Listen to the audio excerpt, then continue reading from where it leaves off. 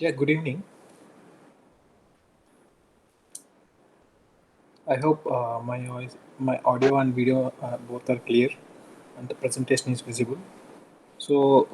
This is regarding the problem solving sessions on principles of casting and technology taught by PKJ from IIT Roorkee. So I'm one of the TA for this. So I'll be discussing some of the problems and a brief overview uh, so that it could be helpful for you for solving assignments and also for the like a kind of revision for this. So before that, so this session, I think, so the assignment deadlines are like around 15th, I guess, for the week three assignment. I included week three as well as week two questions in this lecture so that it will be useful. So from the next lecture onwards, we will be taking the new sessions. So that way, it will be useful for the viewers as well. So let me start with the brief overview. What exactly taught in this last 2 weeks?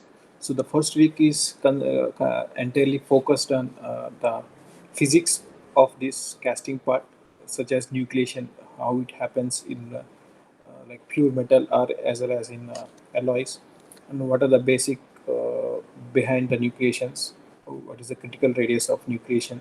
So all these aspects were covered in first lecture. So in this week two, there was discussion on this elements and pattern making. Then there's different types of sands that were used and the testing for the castings are discussed in this week two. Then in week three, so the focus is morely on the core making as well as mold making. So how you make the molds are this cores, and what are the different types of materials that we use, and what are the special types of moldings, the casting process that we use in this process. So now let us go one by one and see if there is any. And I will explain at the each of in every question what is exactly its background, so that way it covers both this multiple choice questions as well as the revision for the last 2 week sessions. So I will give 1 or 2 minutes so you can read the question, and you can either you can post your answer in the chat box, or you can directly unmute yourself and you can speak out. So let us start with the first question. So take your 1 or 2 minutes and just.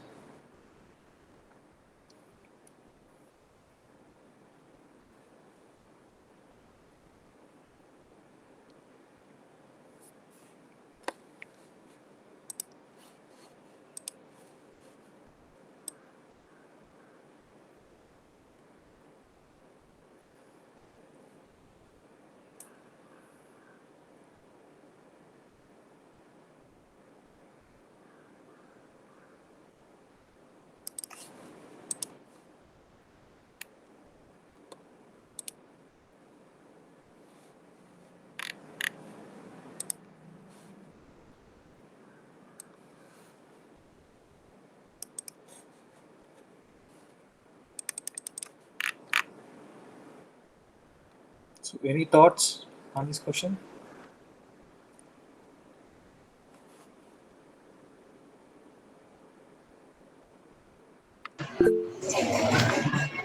Sir, option 1 is correct. Can you speak a bit louder? Option A is correct. Okay, thanks.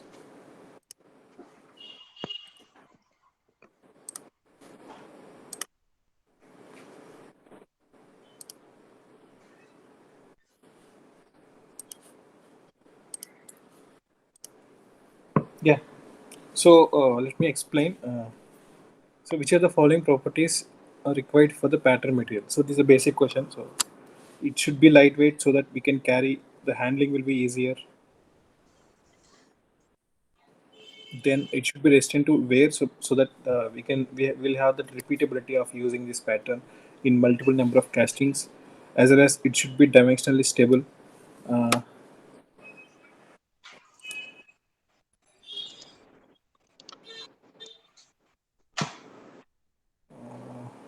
Can someone? Okay, just a second.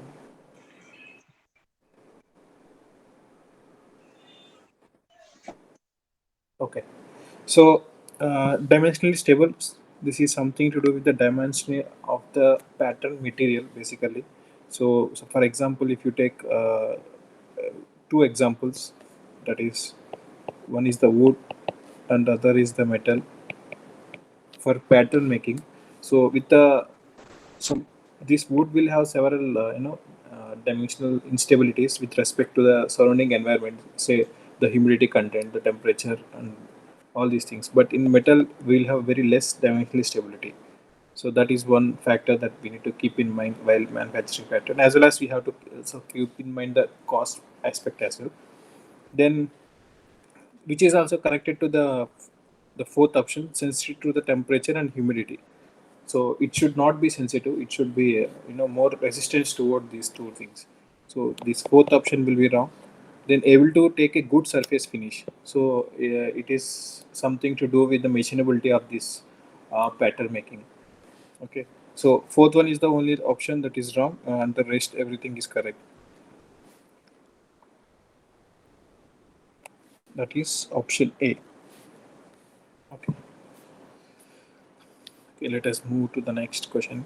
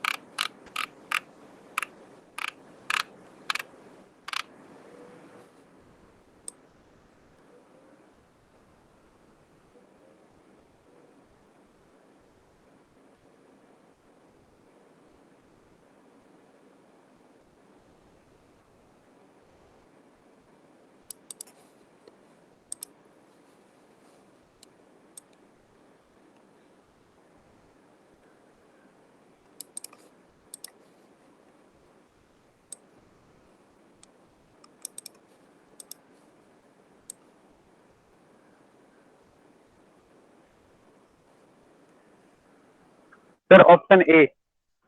Okay,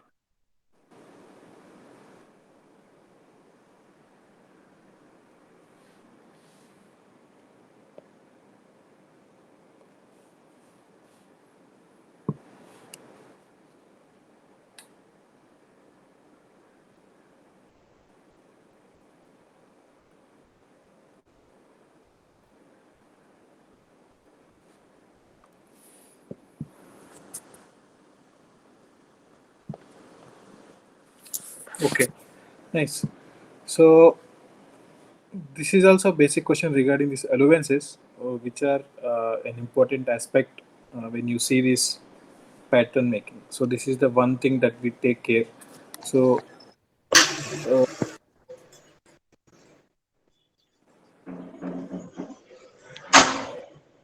sir, can you mute yourself? Thanks. Yeah. So yeah, I'm discussing these allowances in pattern. So we have several allowances, like contraction allowances. So anyone remember what exactly the one more? What is the like? What is the other name for these contract allowances?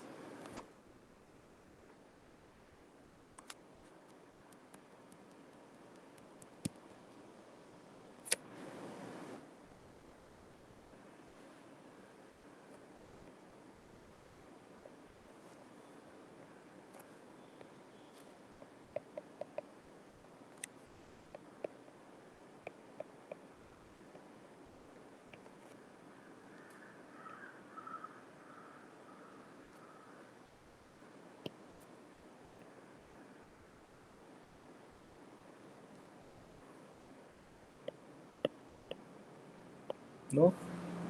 Okay.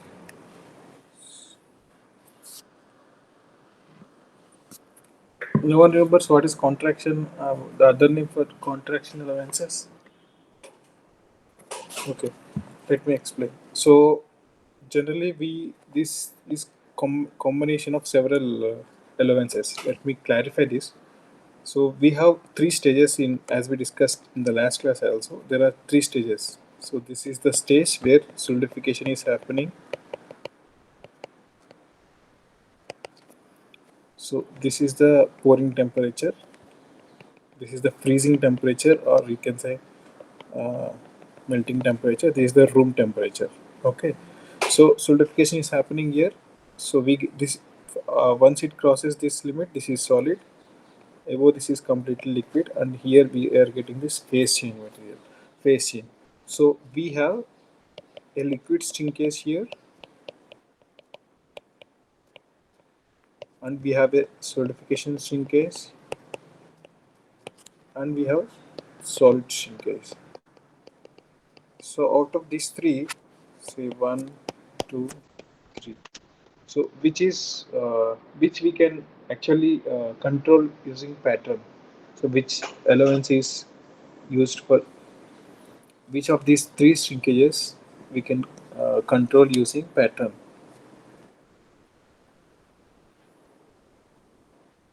Is it like solidification shrinkage and solid shrinkage, or solid shrinkage alone?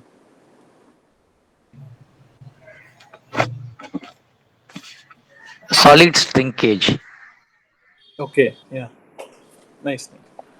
Yeah, so this is the only thing that we actually control with respect to pattern.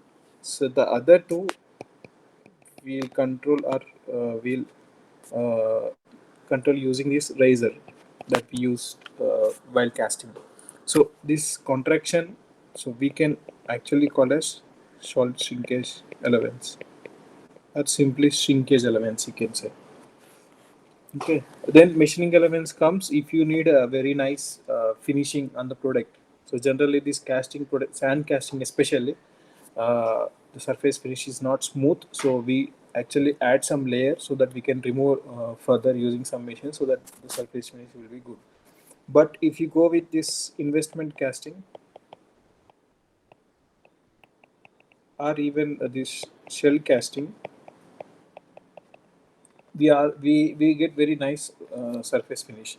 So there is no need for this machining allowance. So this is also positive allowance, and the contraction allowance. So it is contracting. So you actually the actual volume of the pattern should be more, so that the final casting that we get is exactly the dimensions. Then then let me discuss this final one, that is shake allowance. Then I will come to draft.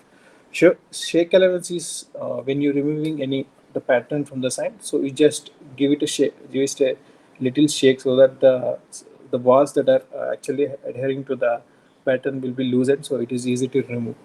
So actually, it is a negative allowance because while doing the shaking, the actual volume will increase, the volume of the casting will increase. So that's why we'll give less on the pattern so that we'll get the larger actual volume on the casting. Then these are the two main shrinkage, the positive allowances are which are added to the casting value.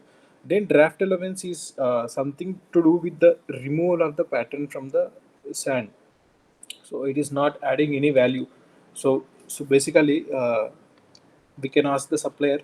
So if the supplier asks a square rod for his purpose, but manufacturing this square rod will be tough because while removing uh,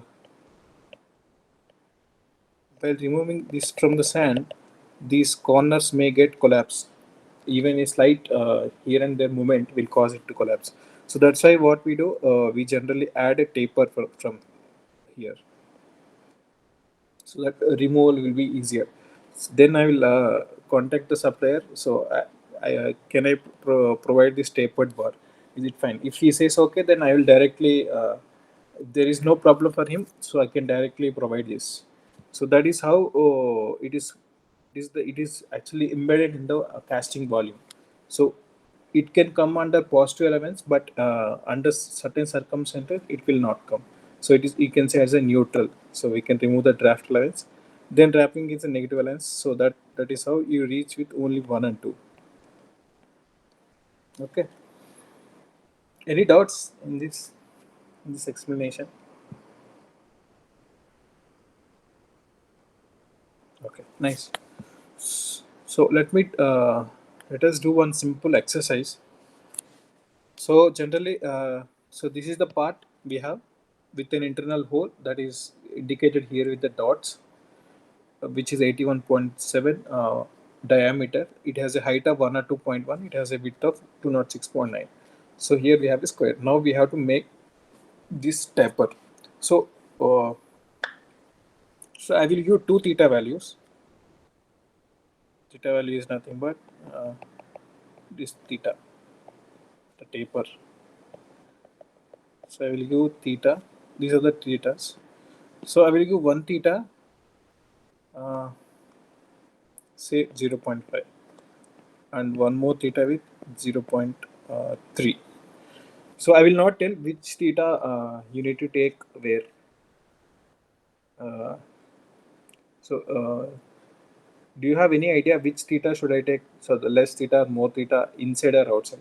So basically, we'll have two thetas here as well as here.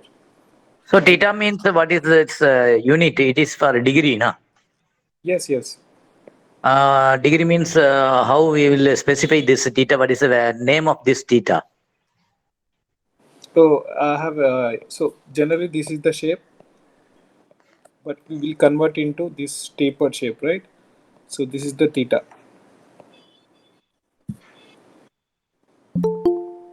This So theta, if I have, hello. yeah, yes, yes, This theta is based on the vertical height of this object.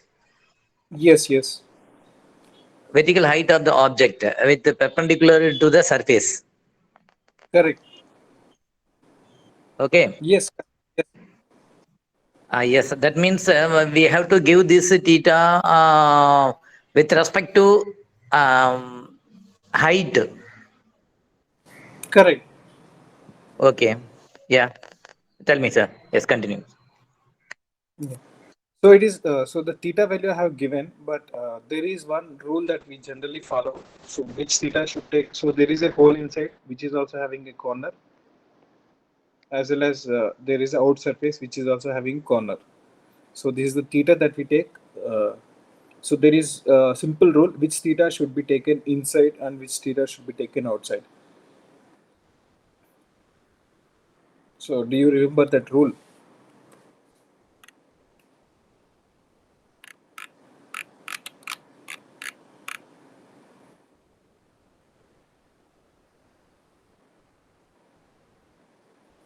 So For generally inner this will surface, we need to take this theta outside.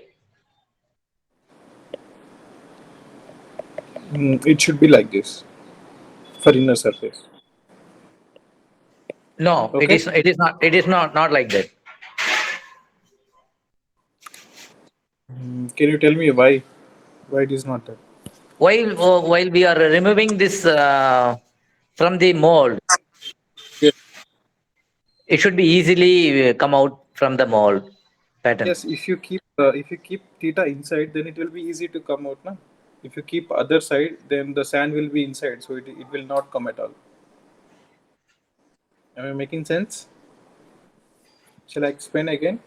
Yeah, you please explain how it is. Yeah. Sure. Sure.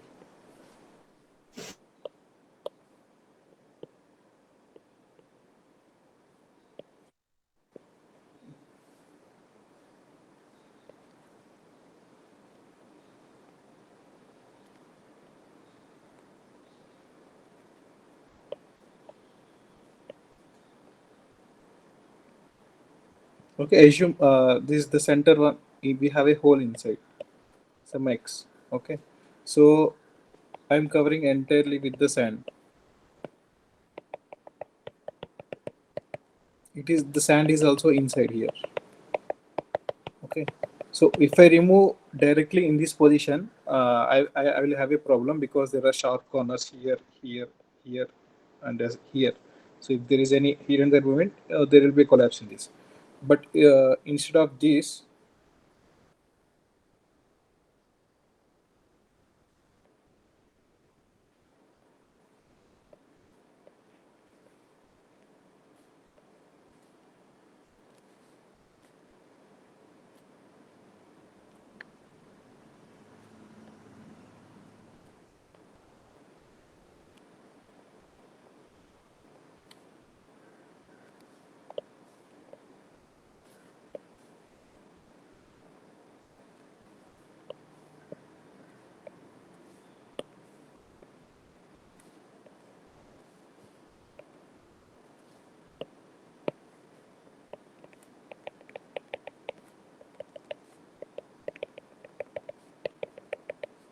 if I make a pattern in this way, so this is pi, some it should be the x only, it should not be less than x.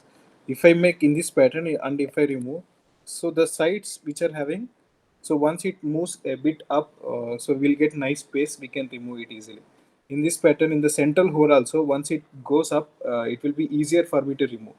Suppose instead if I make the thing inside, the taper as similar to the outside, then I have a sand here which comes along with my pattern if I remove. uh, Understood?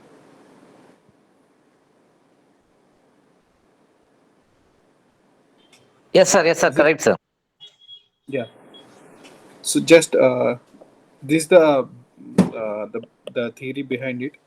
If you, yeah, just you can draw, this is the one more step, and if you can draw one more step by moving it a little bit further, for example,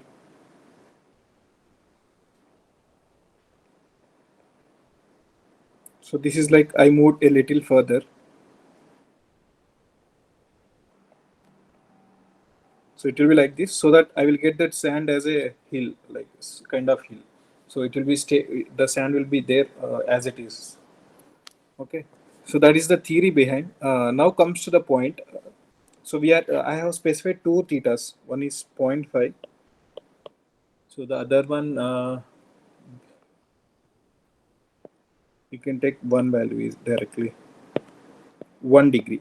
So I have specified theta 1, theta 2.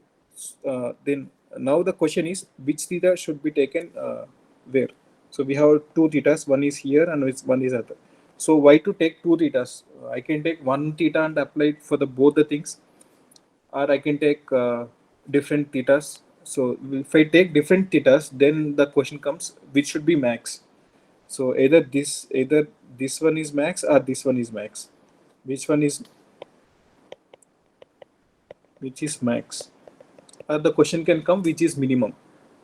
Okay. So any idea? So this was as you actually discussed in the class. So if there is any, can you remember a bit which theta should be maximum, the inner one or the outer one?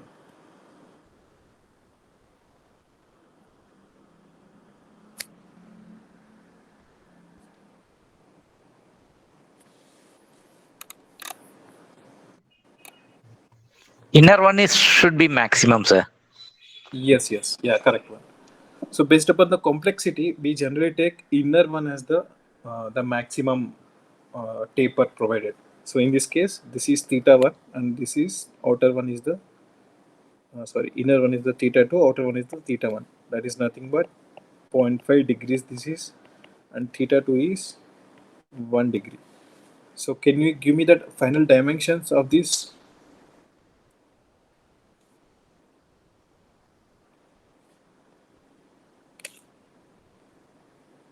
Sorry.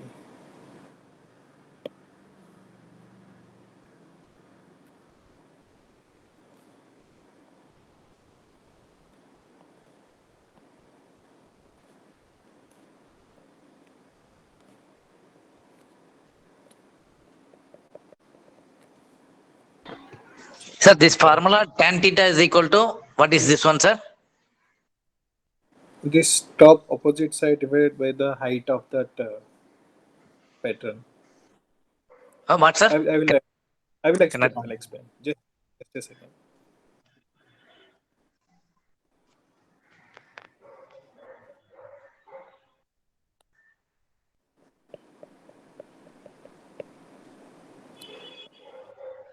Okay. So now, so these values we will fix. So these bottom values as given in the question, that is 206.9, and this whole size also will fix as 81.75. So now we need to find this value as well as this bigger value. So now I have given only the theta value.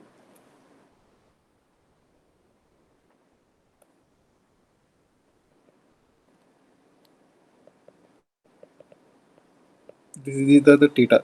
So theta can be calculated. We have this opposite side. like, so we have this theta value. In this case, this is 0.5 degrees, and we have this height as 1 or 2.1.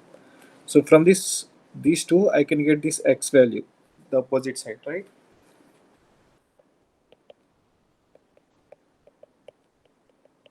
Into 10.5. Okay.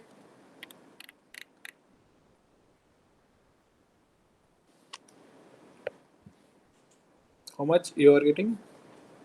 Okay, you can calculate later. I'll just roughly give the values. So you will get x here. That is nothing but this x value.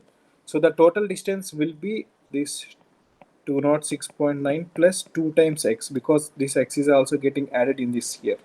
So similarly in this, the other one also 81.75 minus x2. So in this case x2 will be, so the height will be similar, that is 1 or 2.1 into this theta will be different, that is 1 degree in this case.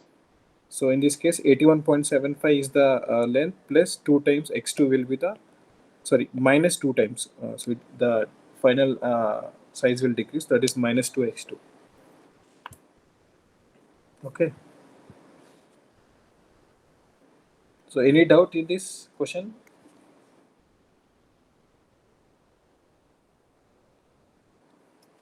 So the final answer, so this will be 81.7 minus 2 times x2, and then this will be 206.9 plus 2 times x1, where x1 is this 102.1 tan 0.5, and x2 is 102.1 tan 1. Okay,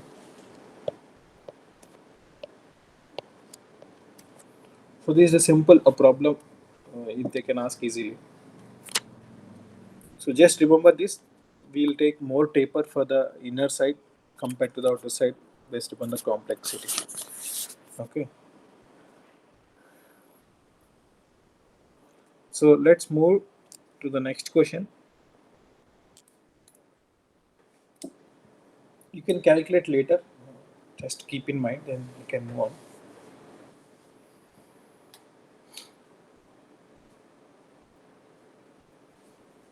So these are all more of the questions are like memory based, so you need to understand the process actually, so that you can easily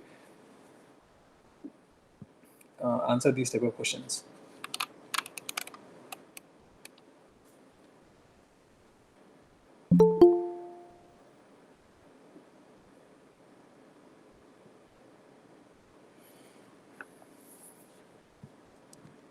Anyone with the answer?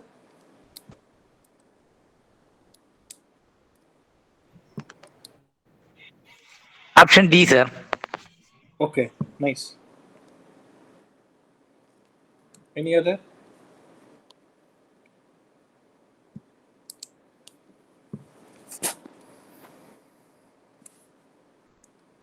So option D is the correct one in this case. So the amount of draft is actually depends on the intricacy of the intricate shape pattern, then method of molding, how we're molding, then the pattern material. So there are some other method of molding or molding process, pattern material. Then we have one more like there are total I think around 6 items. I'll just write just for sake of. It also depends on the size, and it also depends on depth of the cavity.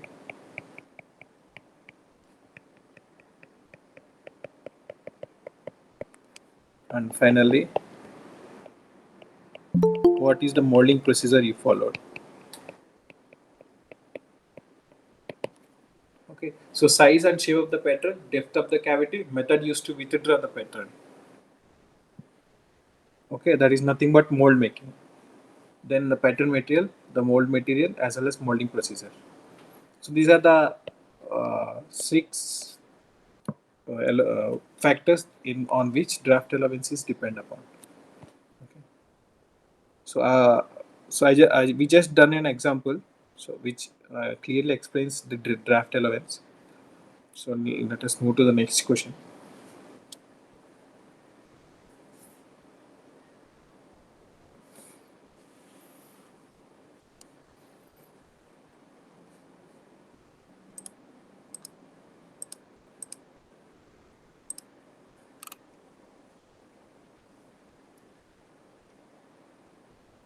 Those who joined late, so we just discussed some of the questions regarding week 2 session. So you can watch from this question onwards.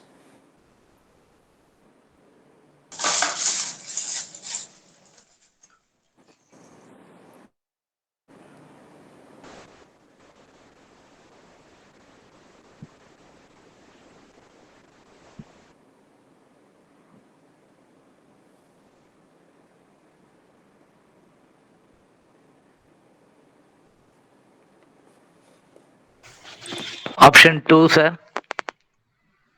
That is Okay. B. Okay.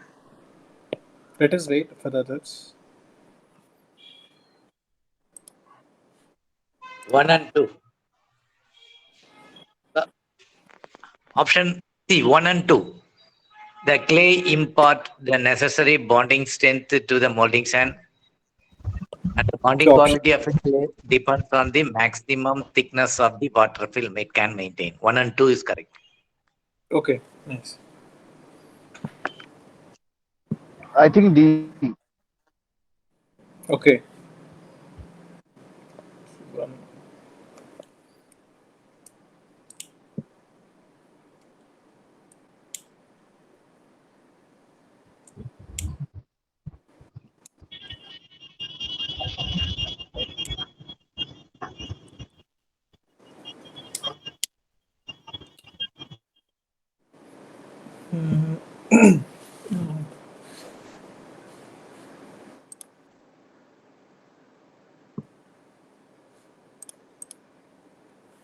Okay. Let us discuss. So let me come one by one. So which of the following statements are true? So the clay imparts necessary bonding strength to the molding sand. So that is the whole purpose of adding this clay to the sands. So basically it imparts on this bonding strength. Then second one is bonding quality of clay depends on the maximum thickness of water film it can maintain. So generally when you add this water to this clay, so this water actually penetrates this clay and it forms a thin this water film.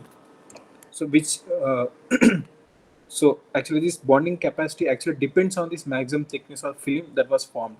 If you add even more water, this instead of forming films, it actually form water droplets inside, which is not viable in our case. So these are the correctly two options. Then comes molding strength is directly proportional to the moisture content in the mold. So in this case, actually this was the indirectly proportional. So if moisture is more in the mold, then my strength will be lesser, and the vice versa. Okay, so hence option C is the correct answer in this case. So if you want to see how this more moisture content, so if you take a sand which is in green state, like it has actually some moisture inside, not exactly green state but sort of green state, and if you take a dry sand which was already cured and baked well, and you measure the properties, you measure the strength easily. So I guess the one which is baked and fully dried, it will have more strength when compared with the other one which has some moisture content in inside. So that is how this moisture actually affects the strength. Okay, so hence the option C will be the correct one in this case. Any doubts? Fine. No. Okay, shall we move to the next question?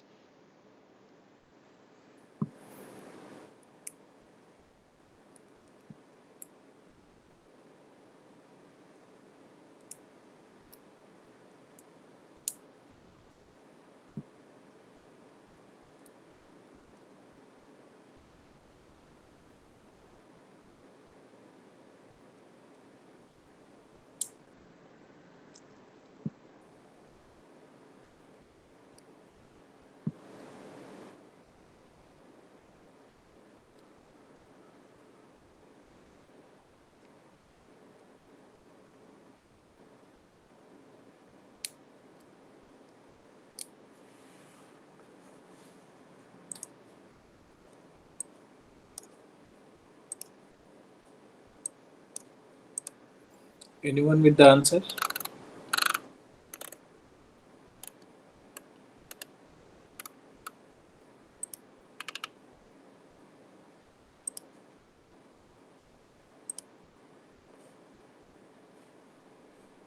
Option A is correct, sir.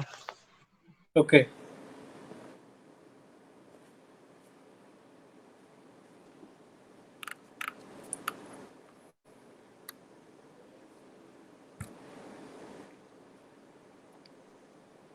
Option A is correct, sir. Oh, so anyone remember the shatter test?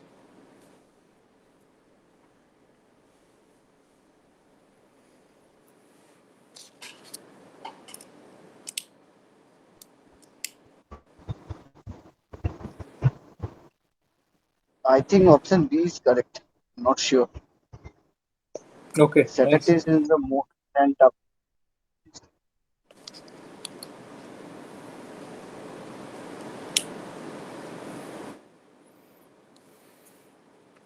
Just think about the answers. Both are wrong. I mean, the options are wrong.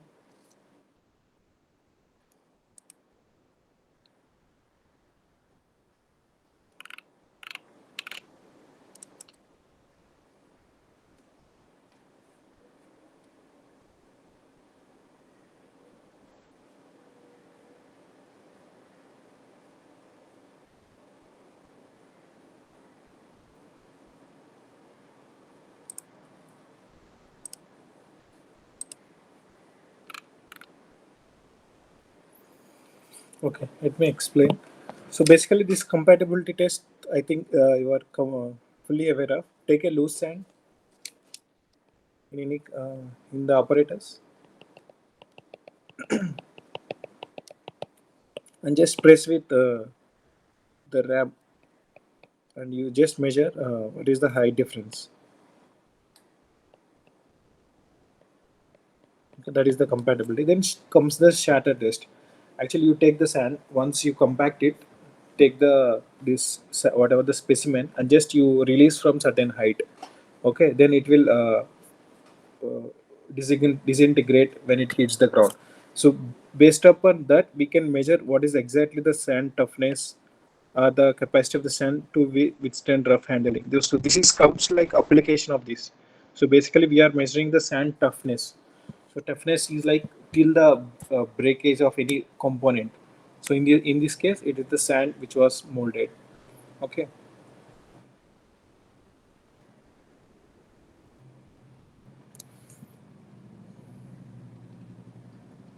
So both one and two will be the correct options in this case. Okay. So basically, it is measuring only the sand toughness. So here they have given particularly the capacity of the sand to withstand handling and strain during pattern drawing. It's an application of this shatter test, you can say.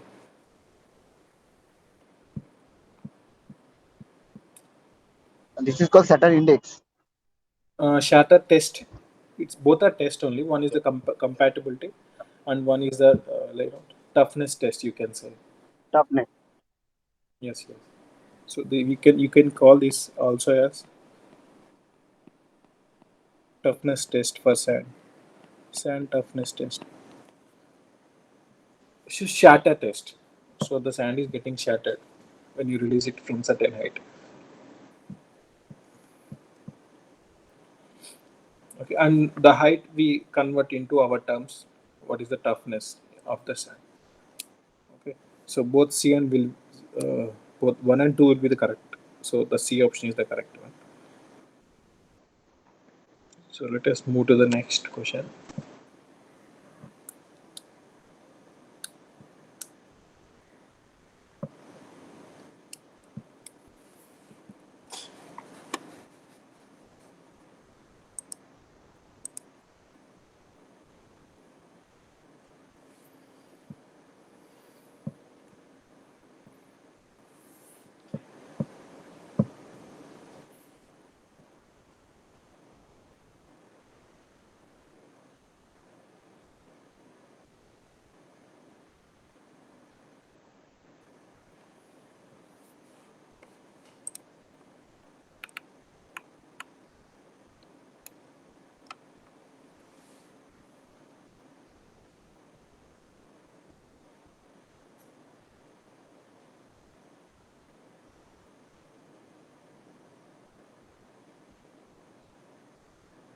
If you have any doubt in the question, you can ask.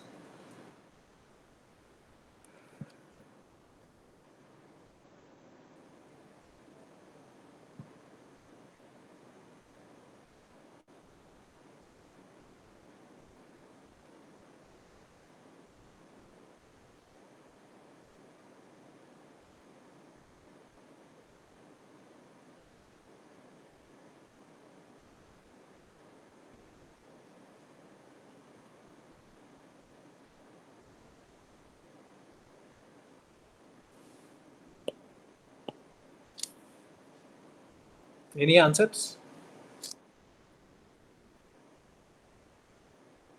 Any guesses? Option B, sir. I think Okay, option B. Okay, D, sir, D. okay, D. I think Yeah, B. B.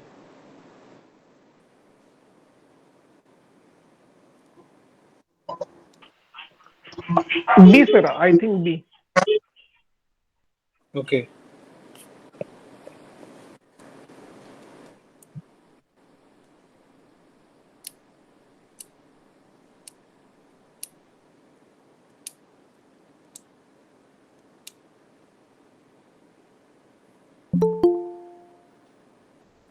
okay. Let me explain now.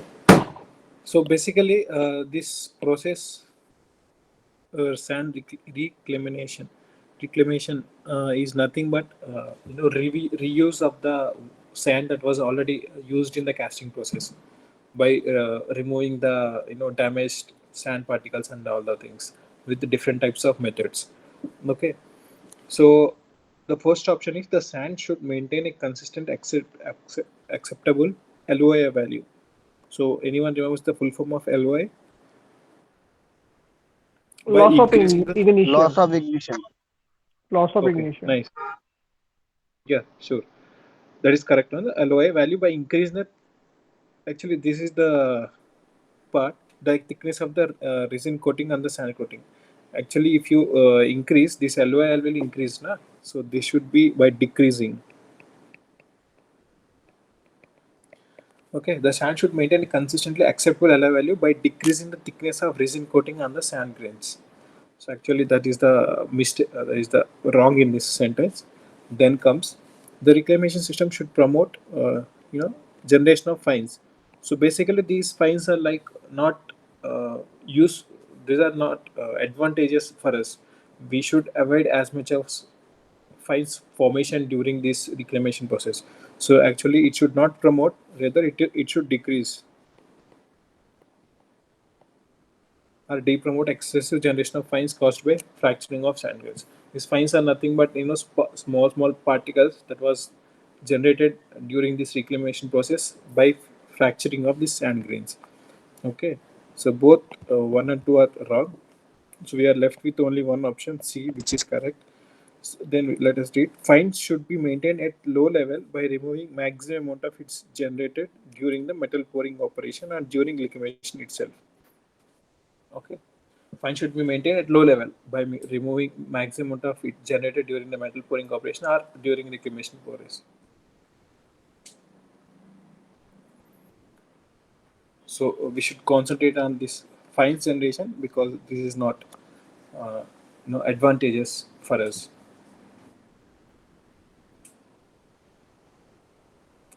Clear? Shall we move to the next question? Sir, what is the LOI, sir? Loss of ignition. Loss of? Ignition. So while loss of ignition, you can say. Am I correct? Someone said right. Yes, yes, yes. Loss of ignition. Loss of ignition, you can say. Okay, sir. Yes. Okay, sir. Now, how to measure is loss of ignition? So this will you take a small specimen sample, so which are already determined. Then you take into a chamber which was completely filled with inert atmosphere, and you just burn it, and you just measure the you know Weight of that sand. whatever yes measure the weight of that whatever that thing Dry sand. baked, sir. Yes, not sand here. I'm not getting that word. So if you burn any, Ignition particle, Ignition major particles. ignition. okay, yeah, that thing you can measure. Okay, any other doubts? Okay, we have more questions.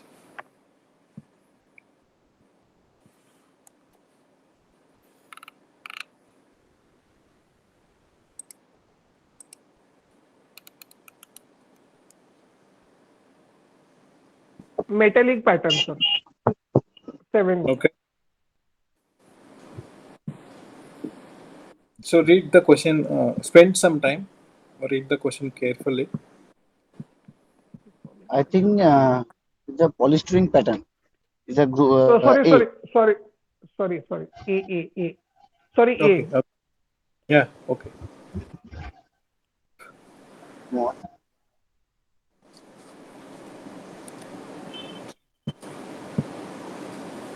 So you can go to the next question also if someone answered.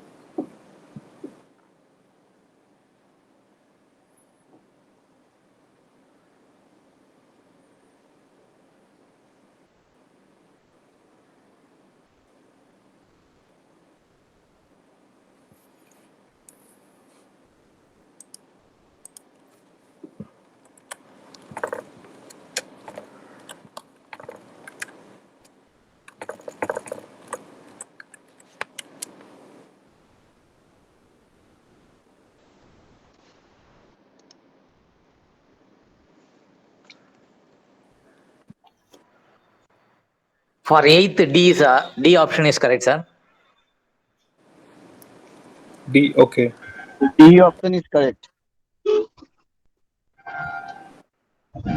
Okay. 7 is A and 8 is D. Sir, for eighth, it is D. D. Okay. D. Achha.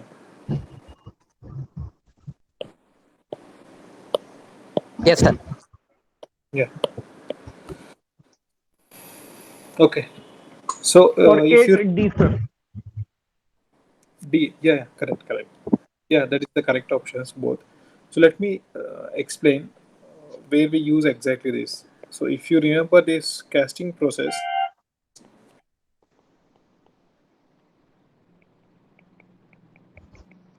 where we use this polystyrene as a material for the pattern itself, and we keep inside the mold itself, and you just directly pour the metal inside, keeping the polystyrene inside only. So whenever this polystyrene come in contact with very hot metal, it will instantly evaporates from the mold itself. And we should take some care while making these things. Sometime we can get some nice products, but sometimes due to this evaporation, so we get a rough patch on the surface of the casted product. Okay, that was this last foam casting, but you can get a rapid, these patterns are, since it is a foam, it's a polystyrene foam, uh, uh, making the pattern is very, rapid process. So if you want to try for a new design, this is the best process you can go with. Then comes with the second question. Small amount of this carbonaceous material sprinkled on the inner surface of the mold cavity is called this facing sand. So suppose if you are keeping any, so this is the pattern. So think it is a pattern. So the whichever the sand is contact with this pattern, we put this facing sand on this, so that we will get a nice finish. This facing sand is like fine particles of sand, so we can get a nice finishing on surface as well. Okay, so that's the main purpose of this facing sand that we use. Then comes the normal sand with clear, whatever the dry sand you can say that you can directly keep on the sides. Okay, so that was all this about these two questions. Let us move to the next one.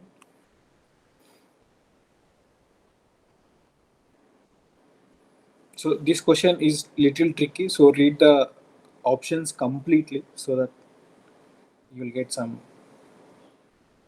from it.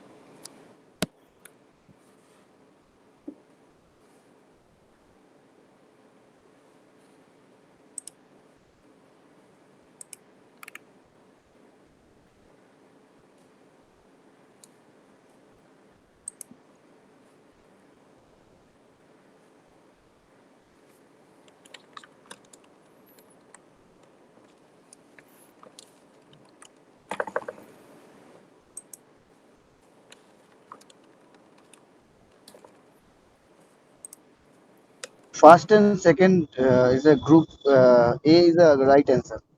Okay.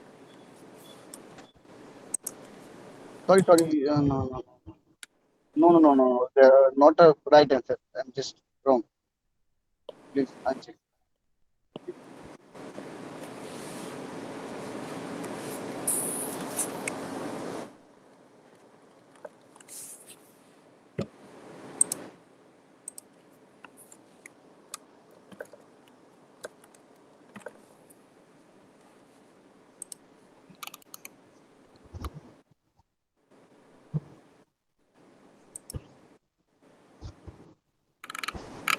I think D is the right answer. Okay.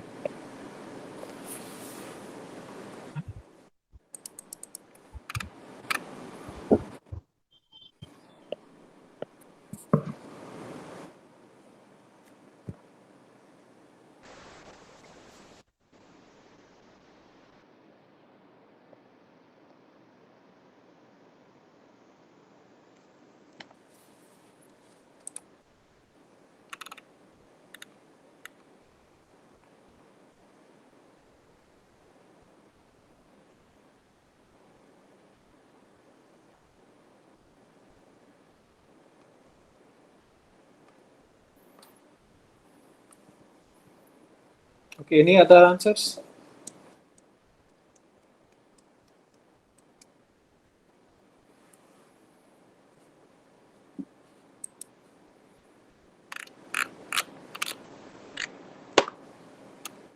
So let me explain this match plate type casting. Option Yeah. A is correct, sir. Okay.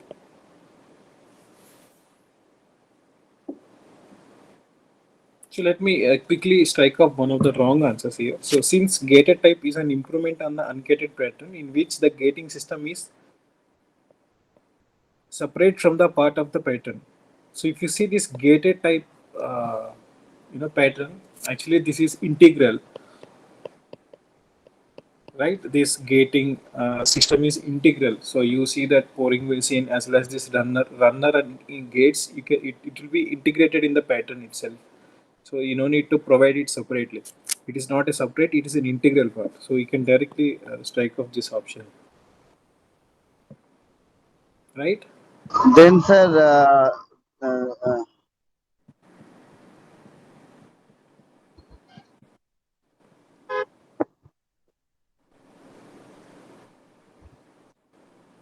Yeah, only one option, no? C.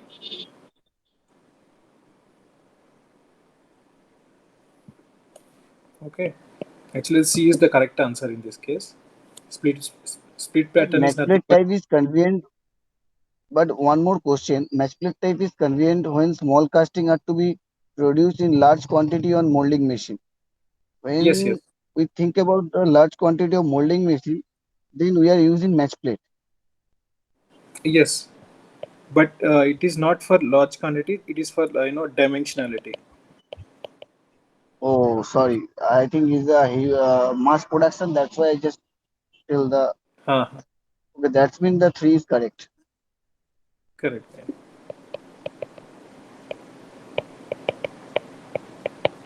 It is not for the large quantities. It is for the small casting with good dimensional thinking, good dimensional abilities. You can go for large cast quantities as well, but you should limit for the small casting itself. Means the size of the casting. Yeah, it's a small casting. Actually, that's why I just large is dimension. That is wrong. But when we should go for mass production, then we can put the casting cavity in a match plate for mass Yes, yes, production. correct, correct. Yeah, true.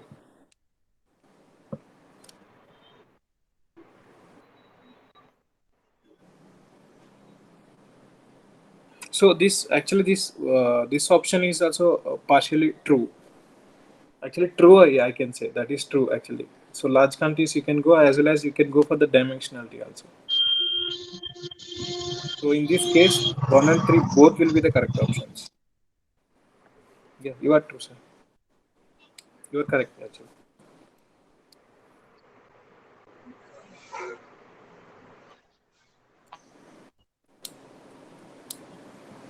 Hello. But Hello.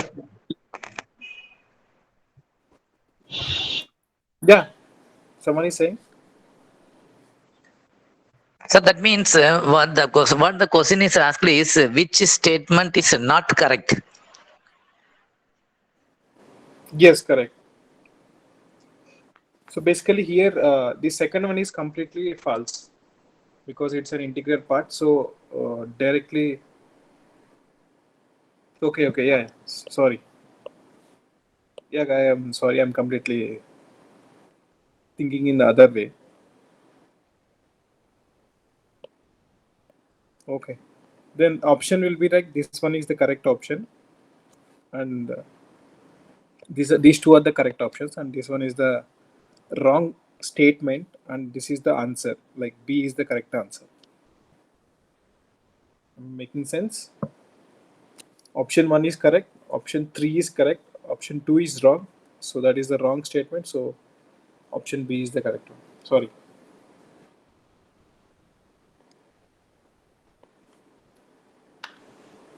Okay, sir. Yeah. Sorry for that.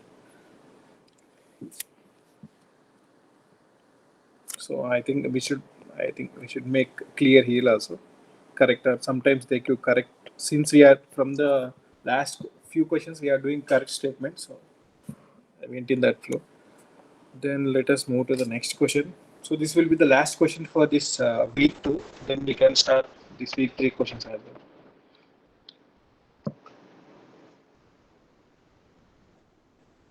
This is something related to week one as well, not exactly week two session.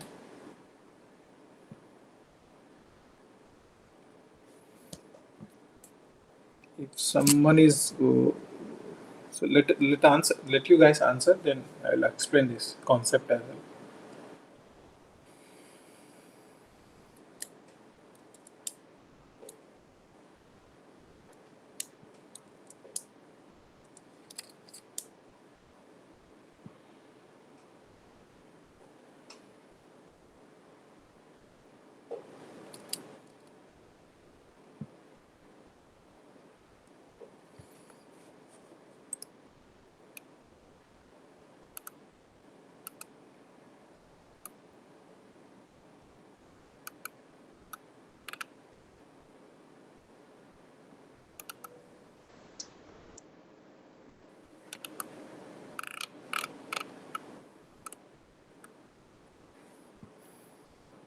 Anyone with the answer?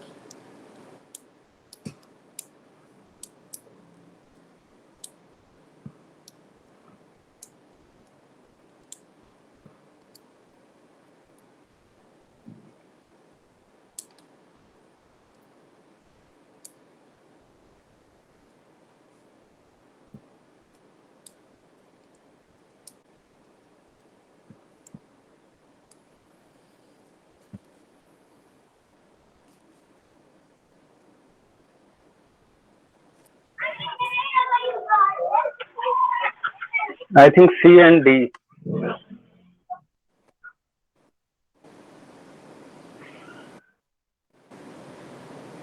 Any one option?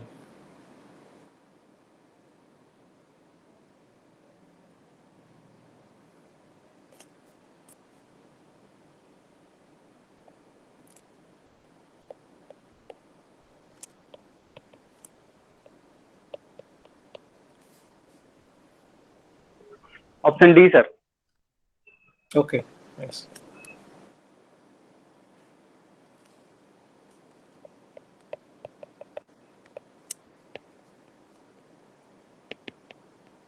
So if you remember this diagram, so this is the wall surface, this is the central line. So this is in case of, so this occurs in case of metal, in pure metals or alloys. The CFR value.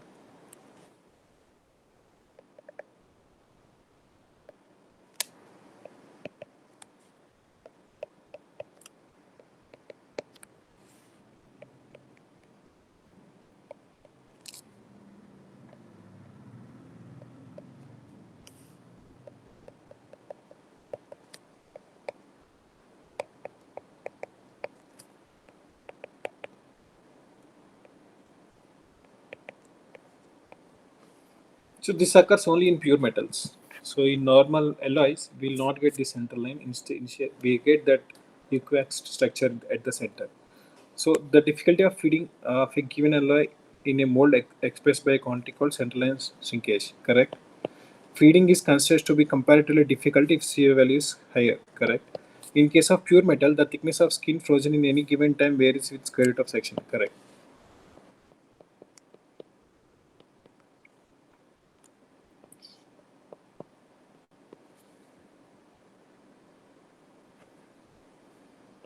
What else I can write? Thickness T is equal to C under root tau. Tau represents, sorry, time tau is equal to C under root thickness. Okay, this part we discussed in the last week as well. So the correct option will be option D.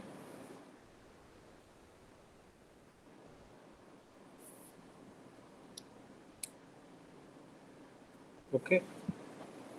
So this completes this week two questions. Let us jump into this week week three questions as well. So there was a small problem before that. So calculating of permeability, this also number, but it has a value, a unit permeability of a sand with the given values. So basically, this is the height and diameter of that apparatus that we use. So these are like constant values, you can say.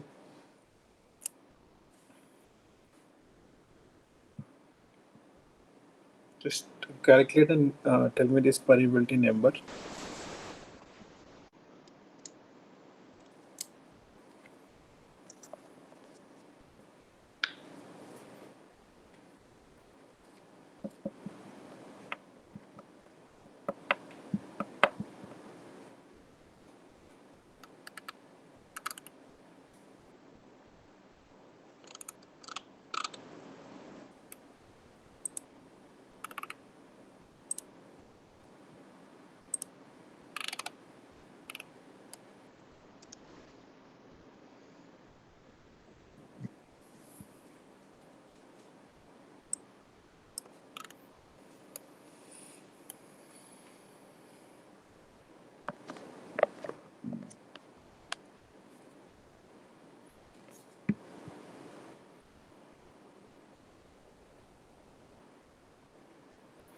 Anyone with the answer?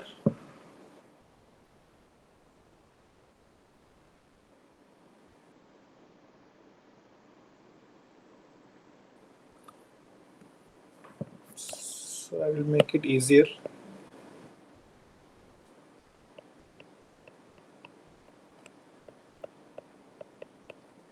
So this is the permeability number. Okay, this is the formula for that. So this is pressure. It should be in gram per cc. This is area, centimeter square. This is in minutes time.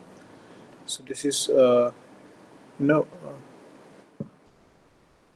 volume. I think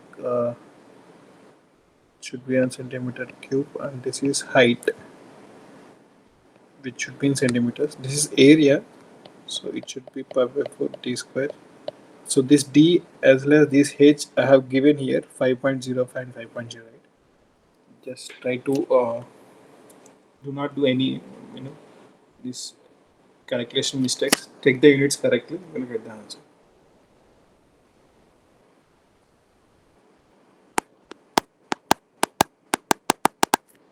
Sorry.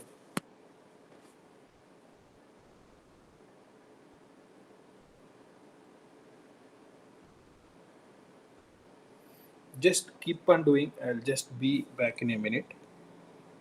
Just you can put the answer in the chat. I'll just be in a minute.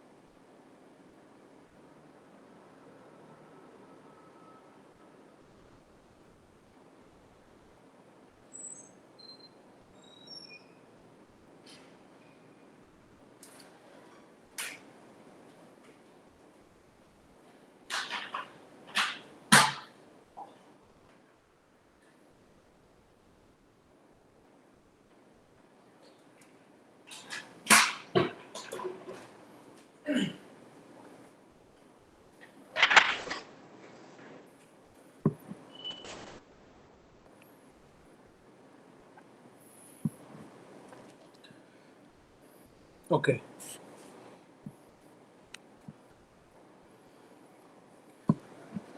So there is option D. Okay. Okay. Nice. Nice. Okay. Let us quickly calculate.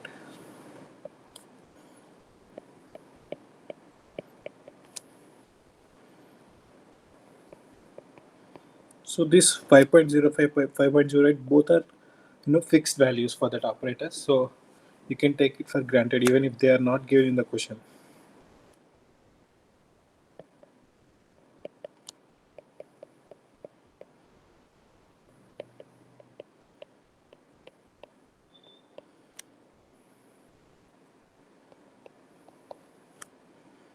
So you are getting 50.1. So what are the units? Are there any units?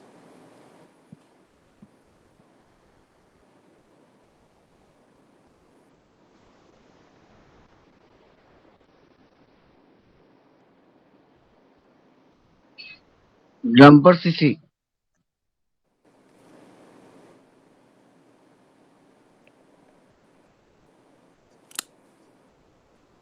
Can you repeat once? No, I'm not sure. No, no, no unit for sir. No unit. It's a ratio, I think. Yeah, let us see once. So you are getting 50.1, right?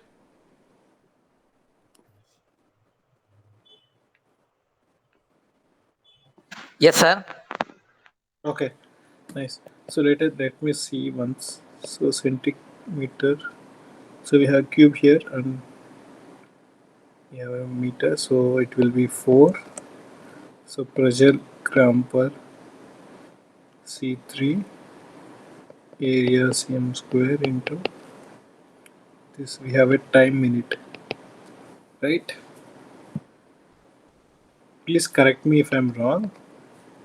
So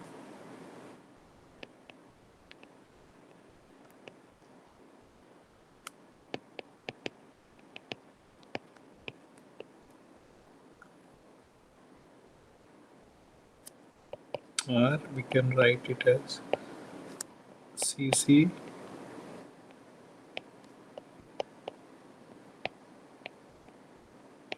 per minute. So it has a V unit, but it's a weird unit, you can say.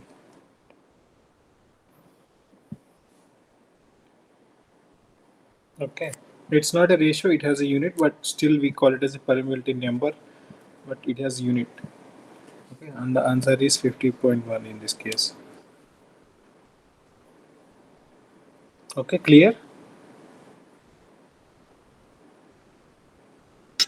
Then why it is called it is a number, sir? Yeah, so that's what. So all the numbers like it is not dimensionless numbers. There are dimensional numbers as well. This is one such case.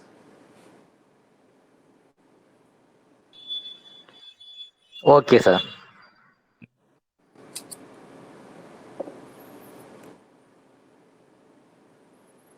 Which is I can give one more example. So we generally think this constant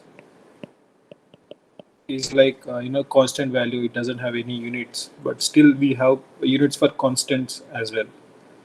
So if you remember this rule for solidification, we have C into V by A whole square, right? So this is a constant which depend upon so many factors like mold material, pouring temperature, and so many other things. So this actually a constant, but still it has a unit. Sir, can I know Yeah, what is the calculation of AFS? How to calculate AFS? Sand AFS. standard AFS sample. How to calculate AFS? We can use the 50 to 55 AFS or 40 to 45 AFS. Okay. Yeah, that I'm not quite sure about. Maybe I will explain this thing in the next class. Okay. Okay. Okay.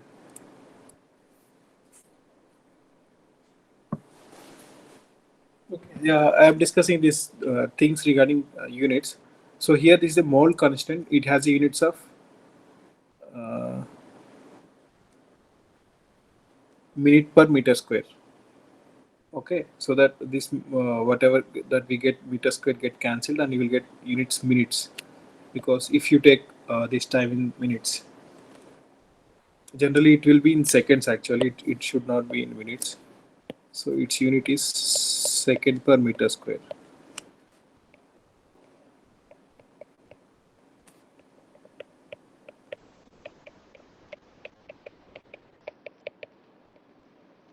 Okay.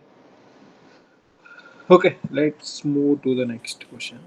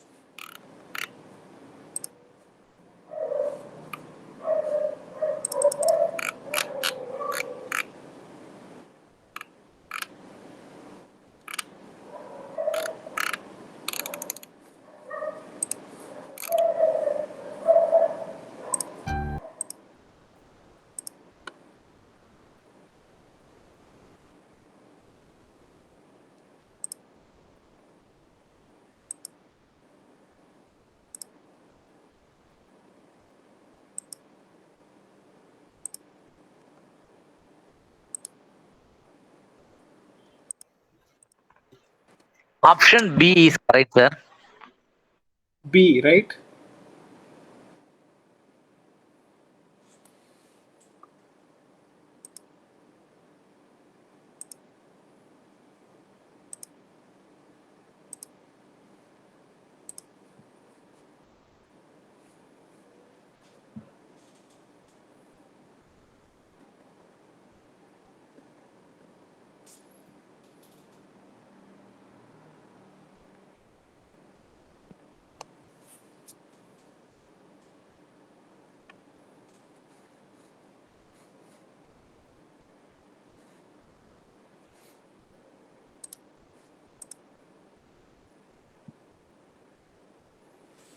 Any other answers?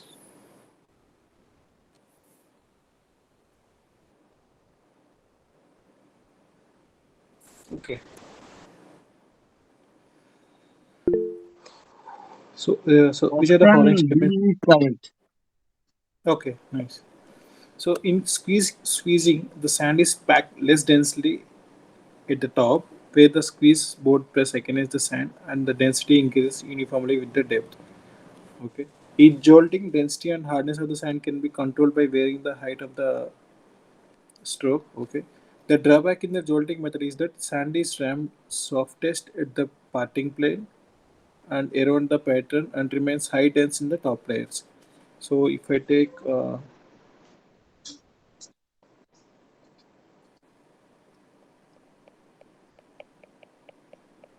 this is the pattern. So we have a sand. So in squeezing, we'll just press it with the ram, whereas in the other option, jolting,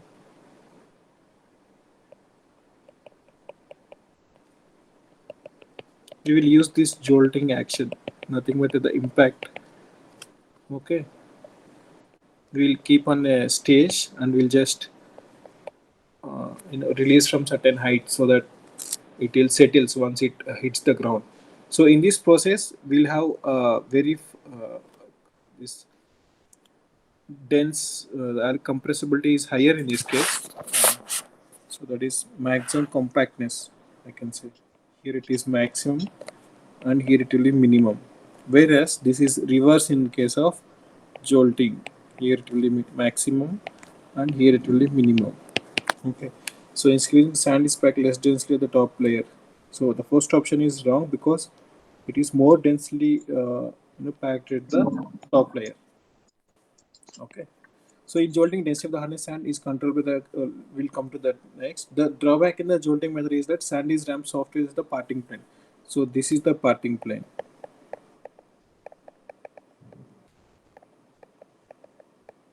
Okay. So it is rammed, with the maximum. It is the dense portion actually. This is the dense portion. So this statement is wrong. So only the option 2 is correct because it actually depends on the height of the stroke. Okay, the density, of course, the hardness is dependent by controlling the height of the stroke. So this height. Okay, so we'll have option B is as the correct option in this case. Yeah. Any question?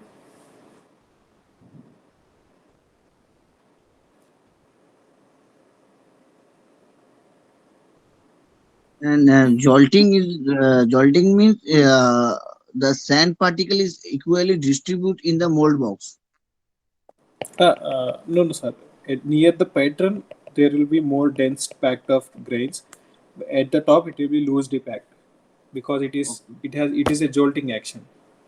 Yeah. The opposite direction.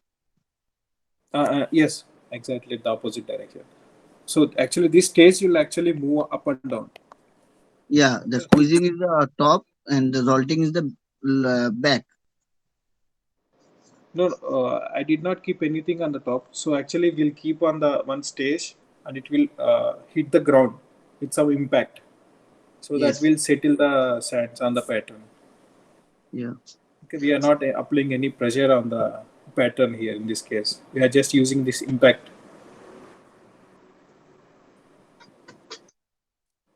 So Okay. in actual case, so this is the disadvantage in squeezing because we get this dense pack at the top, and in jolting we'll get dense pack on the pattern. We'll not get uniform distribution in the both the ways. So that is the why we use first we use this jolting followed by squeezing, so that we'll get dense pack at the pattern as well as on the top, like kind of uniform distribution. So it is jolting and squeezing, not vice versa.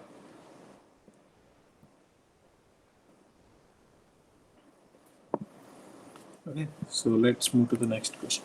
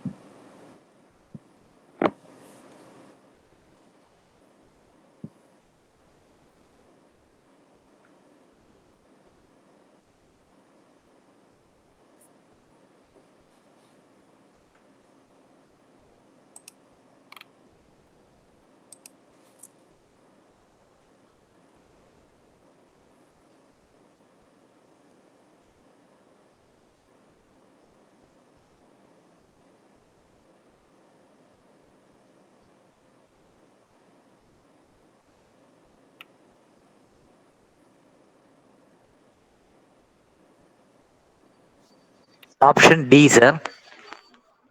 Okay, nice. Any Option other D. option?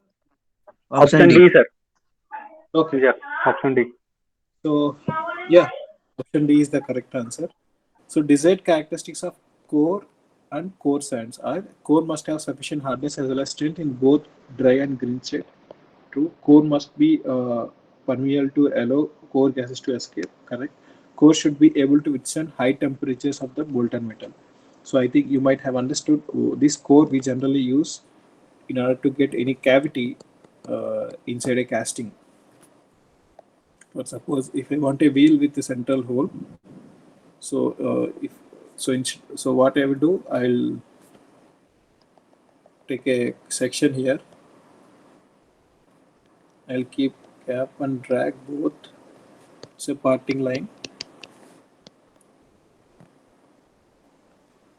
Here I will keep the core in the center. So I'm drawing in 3D to understand. And I will leave the core there itself, and I will provide the gating everything here. So I will get the cast this with some this. So you think this is, you don't confuse. It is not in air. It has core prints which are supporting that core, so that you will get the hollow at the center. So if you see this side view, it should be clear. So this is the core. I'm drawing very big core pins. So these are the core pins to support.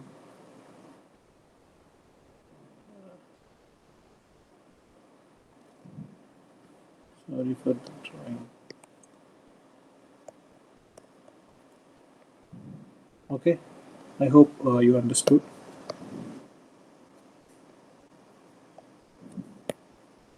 So this is the core, and we'd have a small, so that the core can sit tightly in that area. So this is the parting plane, and this core should have these. These are the properties it should have. So, and we have different types of manufacturing these cores, either in single as well as in batch, both, that we will discuss in the coming questions. So there was one more method here, squeezing, jolting, and we have one more method. Anyone remember? So we have, this is third one, jolting and squeezing. One, two, and there is a fourth one.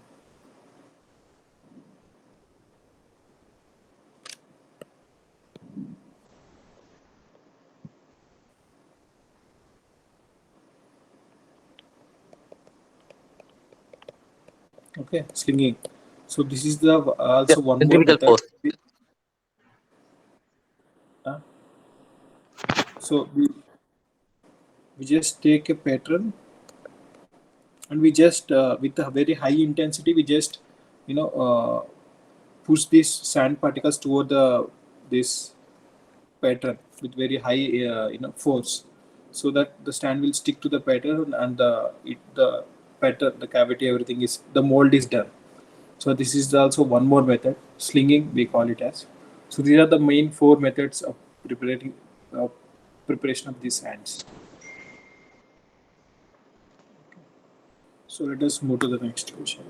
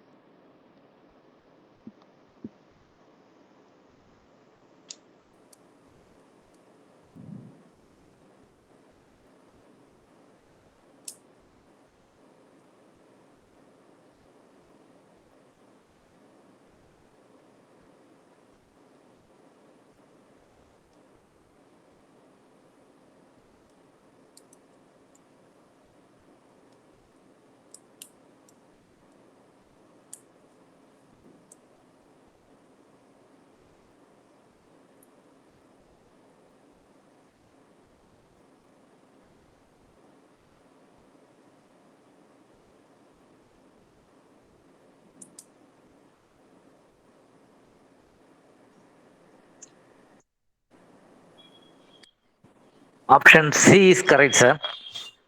Okay.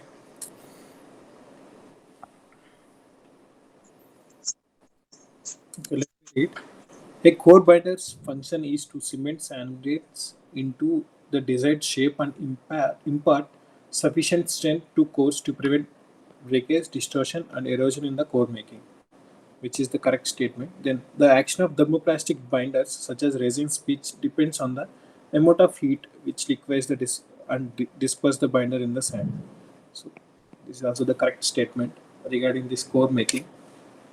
So option C will be the correct one.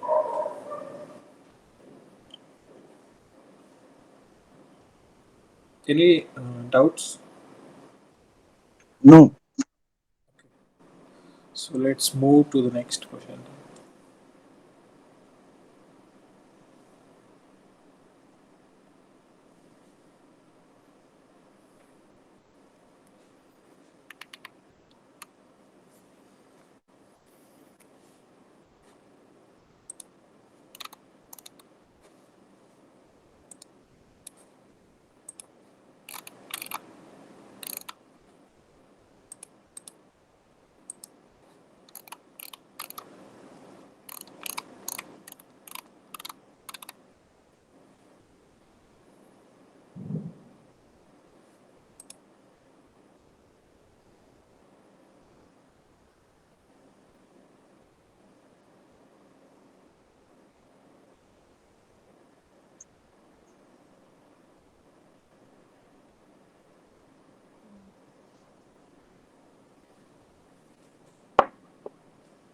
Option A is correct. Okay.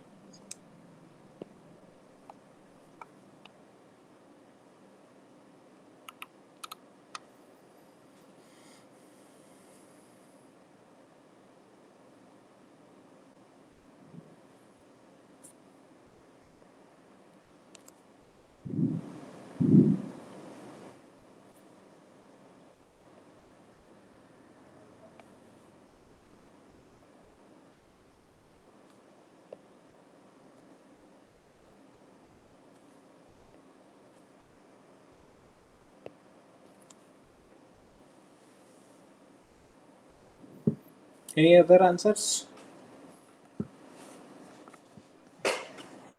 Option A is correct, sir. Okay. Okay, let us see.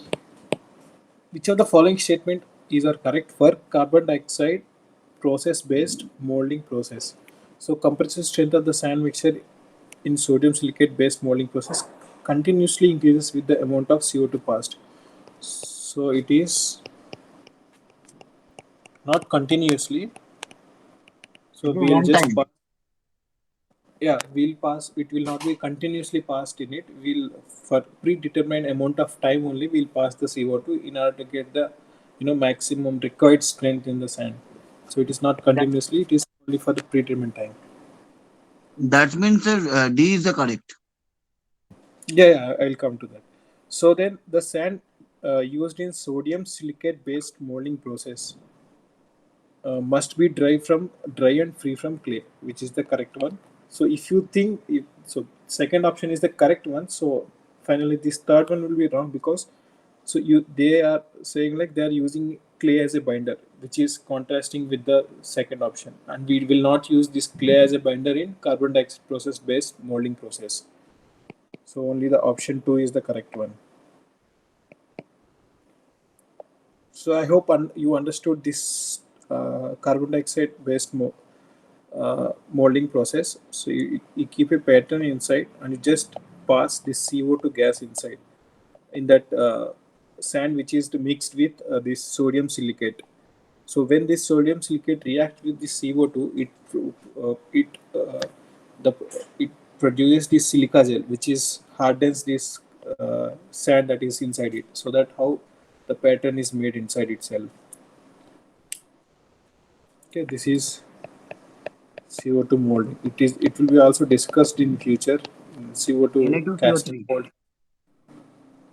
Uh, Sorry, No, no, sir. It's okay. The forming is the silica gel. silica gel. It forms silica gel. Okay, so the reaction you can find easily this sodium silicate plus CO2. So you can easily find the reaction what is happening and you can get the product that is the silica. So let's move to the next question.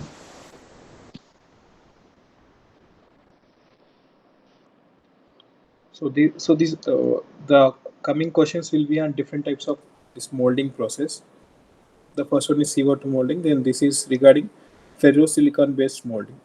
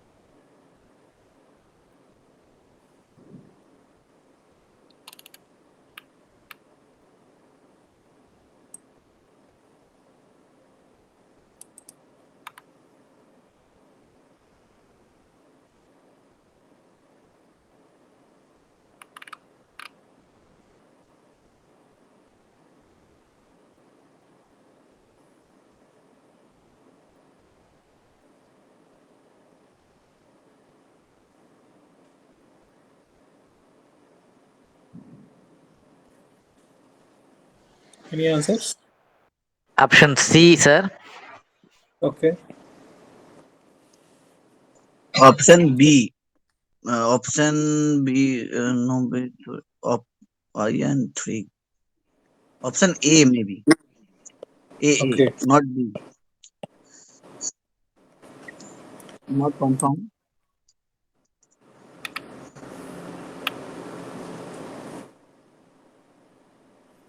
Okay. Let us see this question. So, which are the following statements is are correct for ferrosilicon based molding process?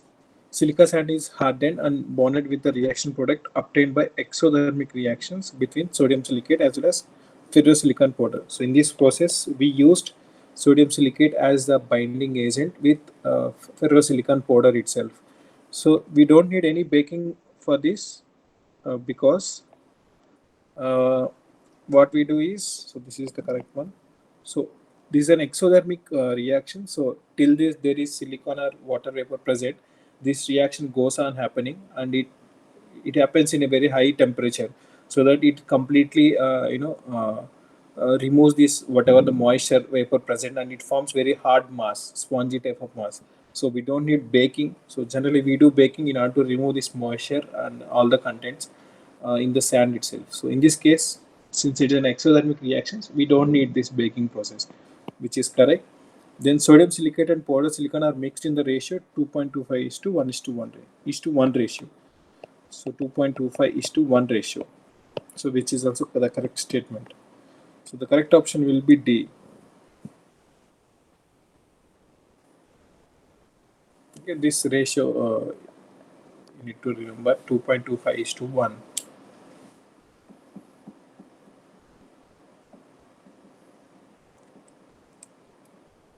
Okay.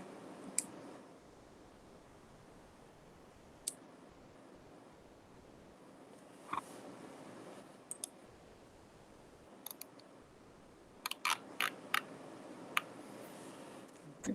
Then let's move to the next question. So this question deals with dicalcium silicate base.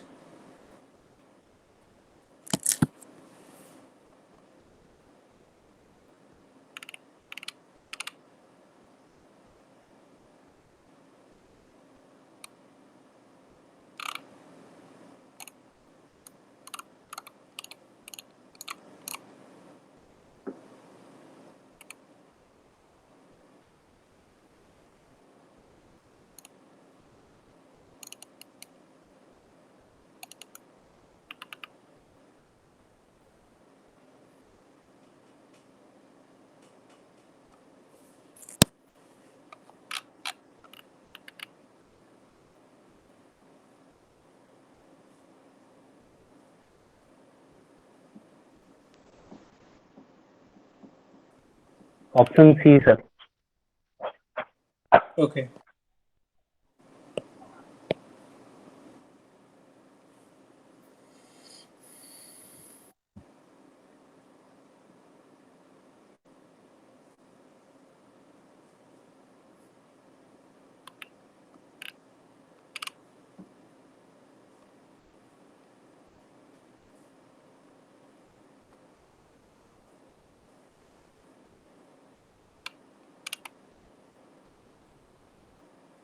So anyone remember this application of dicalcium silicate based molding process?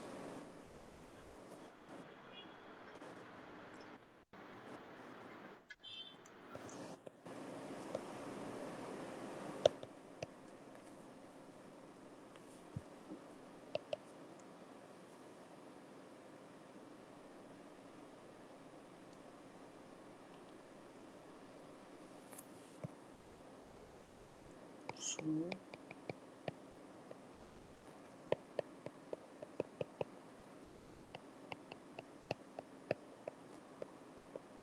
so we can use this process for medium and heavy ferrous castings. Let me come. So this regarding this dicalcium silicate based molding process. One is evolution of the heat takes place during the chemical reaction itself. Okay, the rate of hardening depends on the grain fineness of the silicate and the temperature of the sand.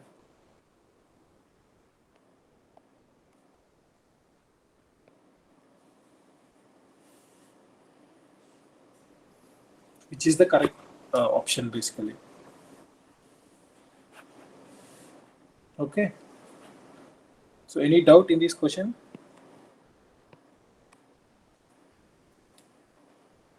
So basically we are just changing. So we basically have this sand binder, right? So initially we started with CO2, then we used ferrosilicon, then we used dicalcium silicates. So along with it, with this we can add any additives in order to increase properties such as this refractiness or collapsibility or bench life. If we want to increase, then we can add additives. Plus, we can also add foaming agents so that it expands the mold will expand and fill the volume easily. So these are we are just changing this additional catalyst I can say in order to activate this binder product. So I in this want to case, know, sir. yeah, yeah, Sorry, sorry to interrupt. I want yeah, to sure. know what type of metal can be casting in calcium silicate based process. Is it steel or AG iron or cast iron? So that is completely application oriented. I am not quite sure about that. No, actually, we are using maximum steel casting because uh, actually, I when I job our foundry, so when I produce the steel casting, we can use the Novec process, and when I produce the SG iron and cast iron, we can go to the green sand process. So that's why Okay. I want to ask that dicalcium silicate based molding process is a no, unknown for mine. So is it possible for steel casting?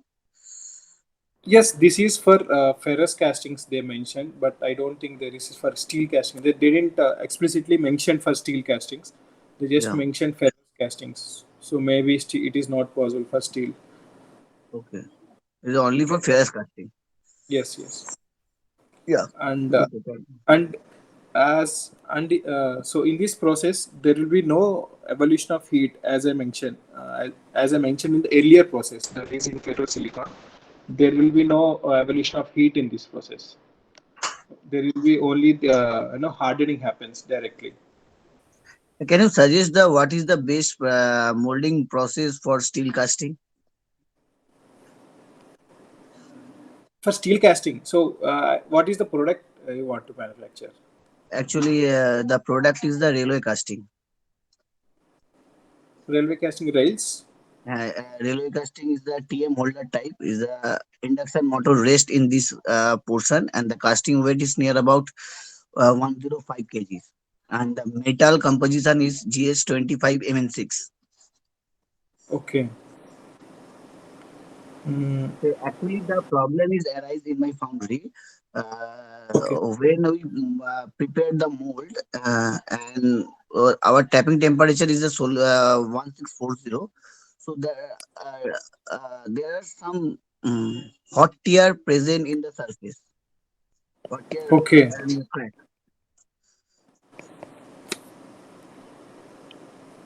So hot tears are present in your case, right? Yeah. So please, So if is there you in okay. Okay.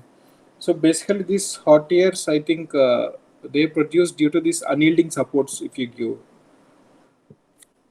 so simply I can take one I-shaped casting for explanation. So in this case, this is the product that you want to get, I section, for example. So in this case, if you after pouring metal, so there will be contraction happening in the uh, whole body itself. yeah. So this part try to contract this side as well as this part try to contract this side, so that there will be, so this, when this is in the solidification stage, it will not have enough strength to withstand this yielding. So that's why we get this hot tears here and here.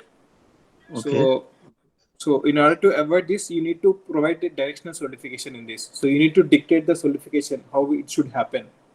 Okay. So if you keep a this char plate, we say, so it will basically it's a metal plate. So it will start the solidification there itself, and it will propagate inside. Yes. So that Once in the yes, chill.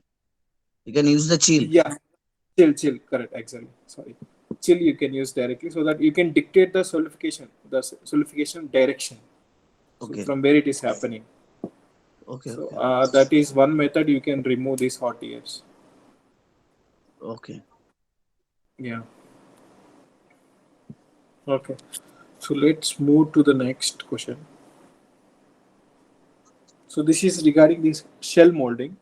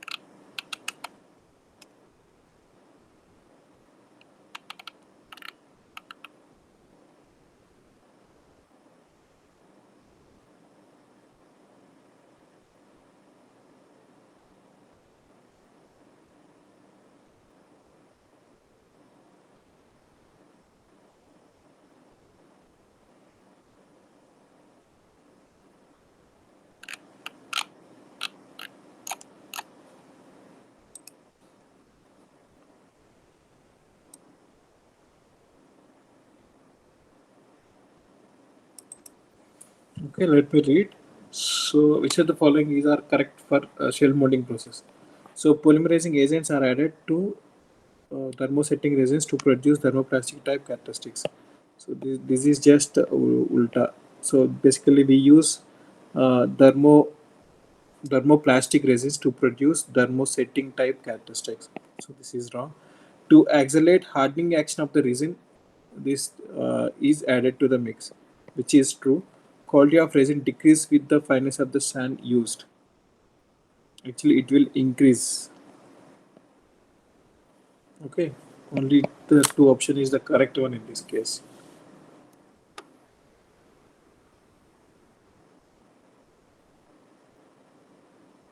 Okay, any doubts in this?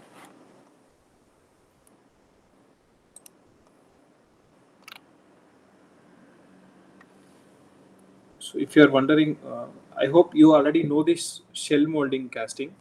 So this is the way we get the internal shapes of any product. Suppose, so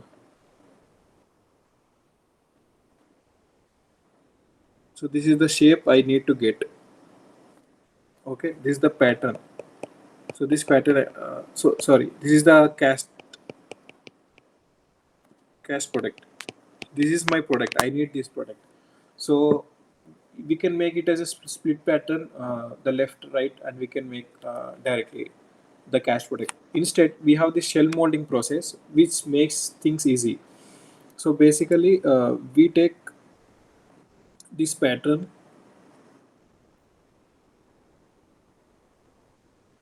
So assume this as a pattern, which is attached to a a plate, which can be which has a heating element. So I can heat it completely. I will fill this with the resin inside it. So which is like polymerizing agents consisting of thermoplastic resin, so that on setting it will result in thermo setting type of pattern. So after this I will just rotate the, I will heat it and then rotate the complete chamber,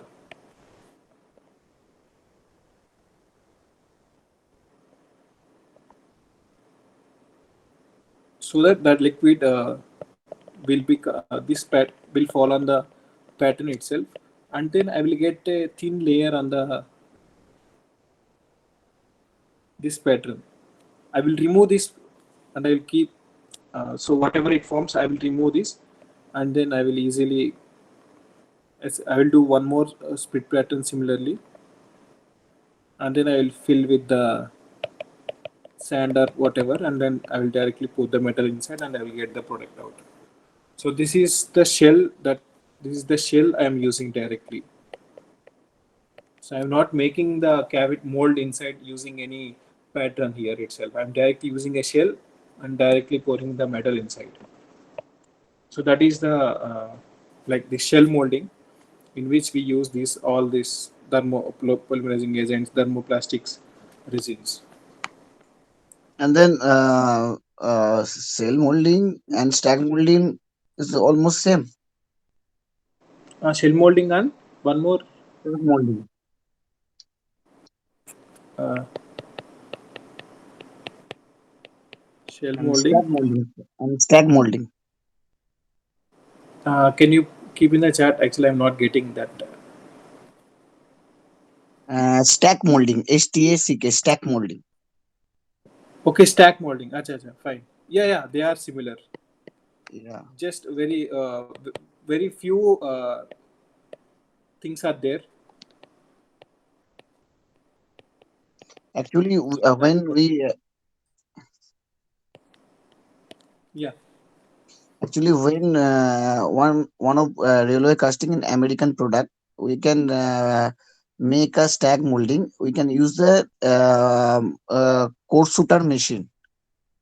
Okay. Yeah, core shooter machine, and can resin bonded sand and impact to CO2 and the hydraulic punch. That's why do we get out the mold, sorry, core, and put on the mold. Yes, yes, yeah, yeah, I understood.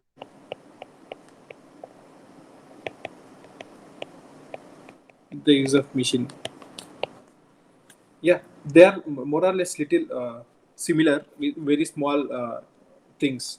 I will explain this when it comes to the types of casting processes, so that Yeah, you will get easy. For here we are mainly concentrated on making this part, yeah. this mold making. Okay. Yeah. So here the D option will be the correct one. So let's move to the next.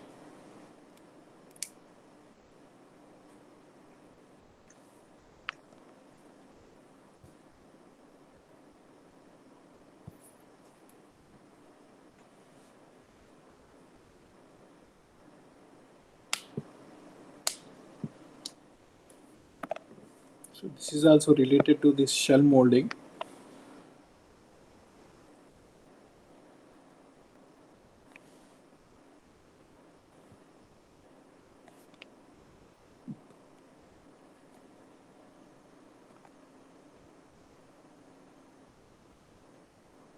Option B, I think. Okay.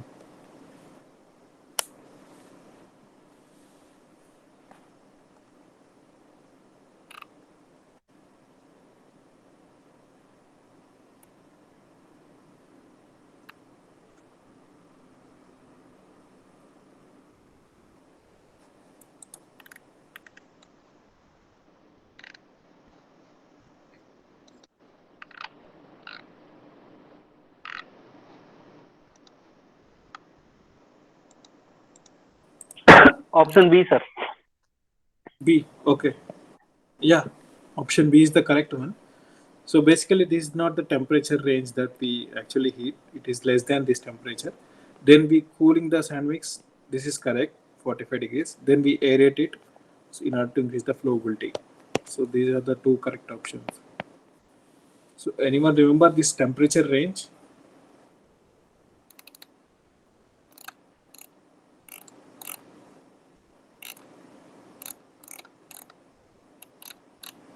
No, no. Okay. I currently I don't remember, but I think around 175 degrees Celsius. I think even less than 175 degrees Celsius. Yeah. We'll see. Yeah.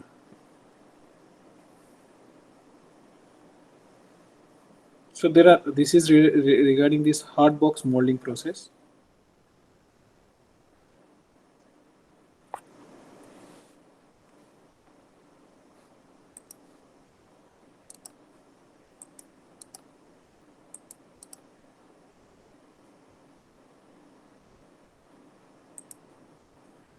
C is right. I think C is Okay. the We'll answer. see.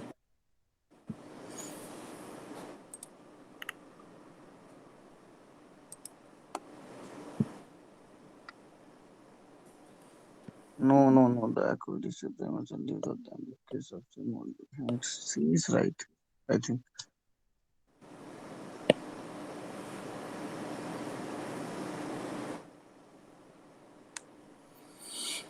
Uh, so in this hard box molding process, basically solid mass of sand mix and resin is formed over pattern. This is correct, and this is next to the shell molding. So the dimensionless is like kind of improved in this case. Okay. So sorry, A will be the correct answer in this case. It is the next step to the shell molding process, kind of like improved shell molding. We can say hard box molding process. Yeah, actually, I'm wrong because cell molding is the critical shape, and the hot box process is the accuracy of dimension. Correct, correct. It's a refinement for the shell molding casting. So the option one is the correct one in this case. So let us quickly move to the last question of this session. We will end with this.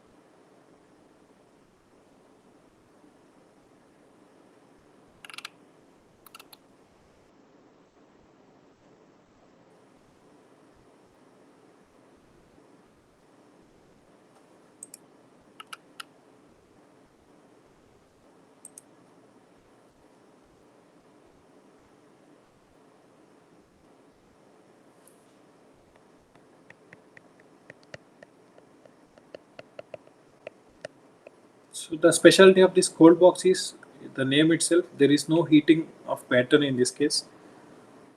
So the first option, Cold like the box means curing. Yeah. cold box means to suit process. So in this we use this sand, then poly isocyanate binder with alkyd phenolic resin. Yeah, So these are alkyne phenolic resin uh, is the equilizer. Something calling. okay. Even simplifies.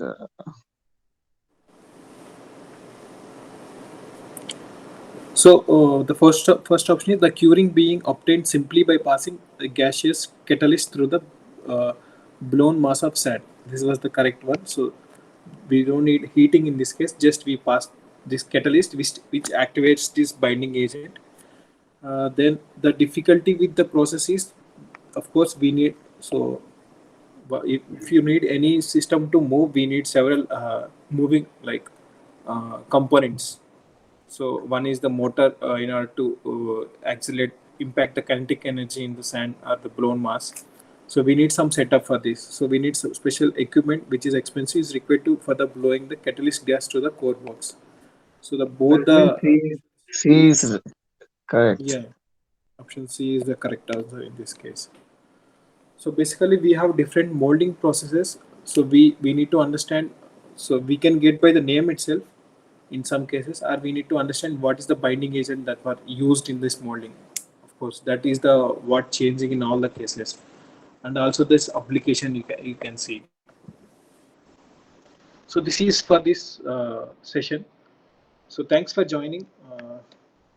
If, so I noted one question how to calculate this AFS for the sands. So I will discuss that in the next session. Then we can end if there are no further queries. Thanks for attending. Hello. Wait, sir. Yeah, yeah.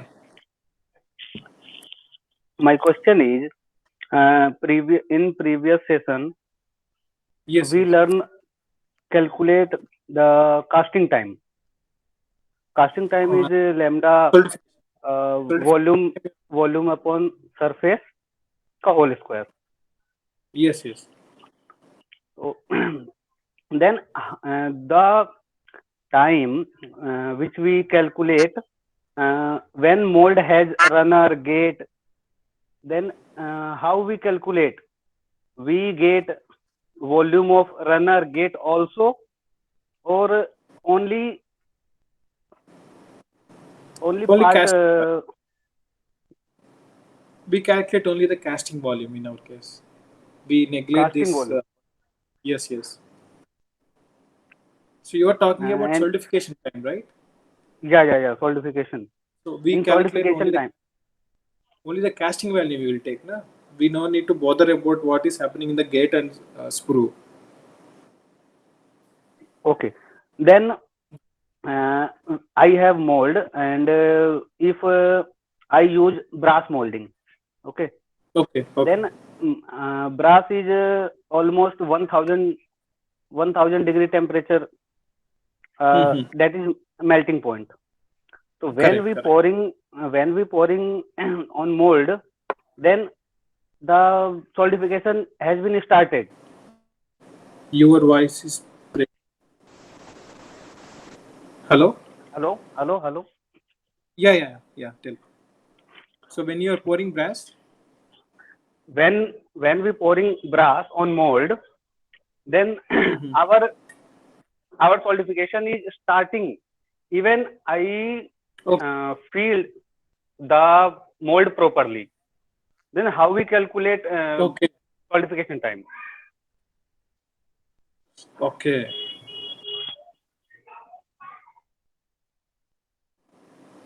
So no, no, no. You are calculating solidification time is completely different. So you are including this pouring time in this. So we have to calculate the pouring time separately, solidification time separately.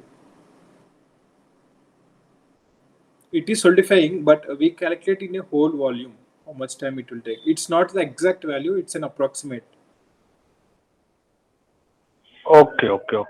Okay, sir. Okay. Thank you. So there are yeah, thanks. So you can see there are some other methods to calculate solidification time also. This is the one of that those methods. Okay. Any And other doubt? how we find the value of lambda?